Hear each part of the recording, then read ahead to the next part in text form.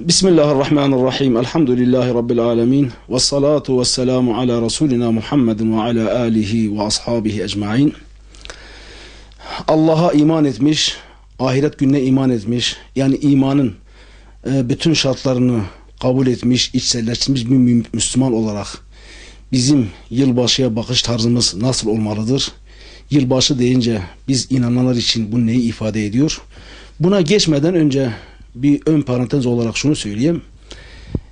Bir Müslümanın hayat tarzı, hayat anlayışını Allahu Teala Kur'an-ı Kerim'de şöyle ifade ediyor. İnne salati ve nusuki ve mahyaya ve memati lillahi rabbil alemin. La şerike leh ve bizalike umirtu ve ana evvelul muslimin. Sadakallahul azim. De ki benim namazım, orucum, ibadetlerim, kurbanım, her şeyim hiçbir şeriki, ortağı, benzeri olmayan alemlerin Rabbi olan Allah içindir. Ve ben bununla emrolundum. Ben Müslümanların ilkiyim. Müslümanın anlayışı budur.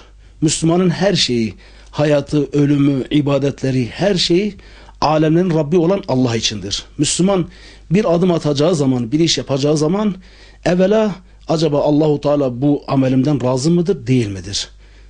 Müslüman bu anlayışla o işi yapar. Bu ayet ışığında yılbaşı olayına baktığımız zaman şimdi yılbaşı olayının çıkış yeri neresidir? Nereden çıkmıştır? Evvela onu da bilmek lazım.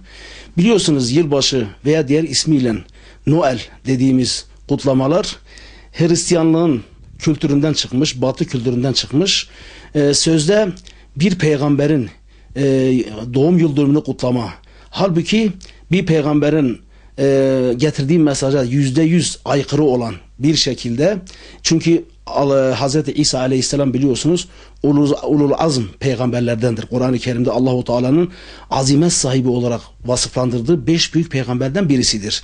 Onun getirdiği mesaja aykırı bir şekilde o geceyi enva çeşit rezilliklerle kutlama ve Noel Baba adlı bir hayali bir şahıs imal ederek insanları kandırmak suretiyle, insanları dinden uzaklaşmak suretiyle Hristiyan kültüründen, Batı kültüründen çıkmış, bizim dinimizden, inancımızdan, imanımızdan uzaktan yakından hiçbir alakası olmayan, hiçbir ortak noktası olmayan bir hurafadır.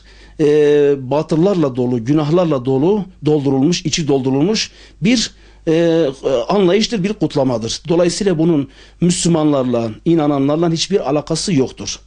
Şimdi biz Müslümanların inancında yılbaşı demek ne demektir? Biliyorsunuz biz her şeyimizden yarın kıyamet gününde Allahu Teala'nın huzurunda hesabımızı vereceğiz. Yarın ahirete gittiğimiz zaman yaptığımız bütün amellerimizden, mallarımızdan, mülklerimizden, evlatlarımızdan, her şeyimizden biz sorumluyuz ve yarın kıyamet gününde bunun hesabını alemin Rabbi olan Allahu Teala vereceğiz. Müslüman için yılbaşı demek ne demektir?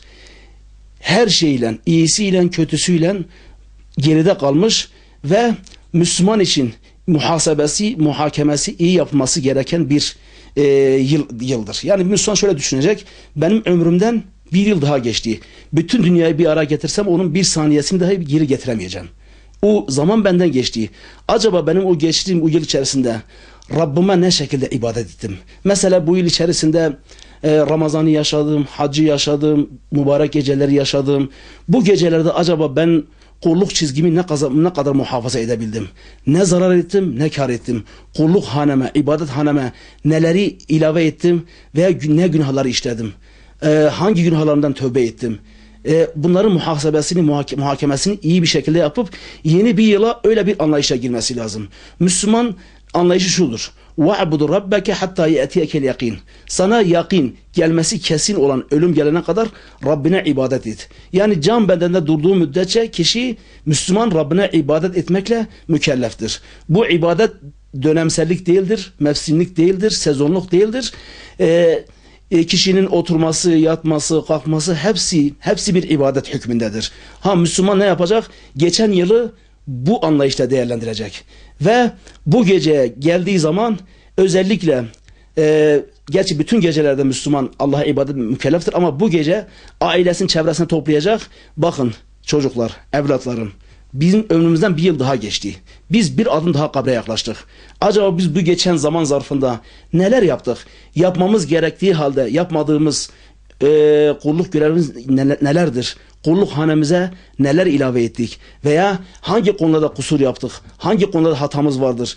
Bunun muhakemesi, muhasebesi iyi yapılması lazım ve bu şekilde yeni bir yıla girilmesi lazım. Müslümanın anlayışında yeni yıl demek bu demektir. Hiçbir zaman Müslümanın anlayışında yeni yıl demek vur patlasın, çal oynasın, enva çeşit pisliklerle Allahu Teala'nın gazabını celbedecek, Allah Resulü Aleyhisselatü Vesselam'ın razı olmadığı bir şekilde o şeyi kutlamak asla bir Müslümanın inancında yer bulmaz.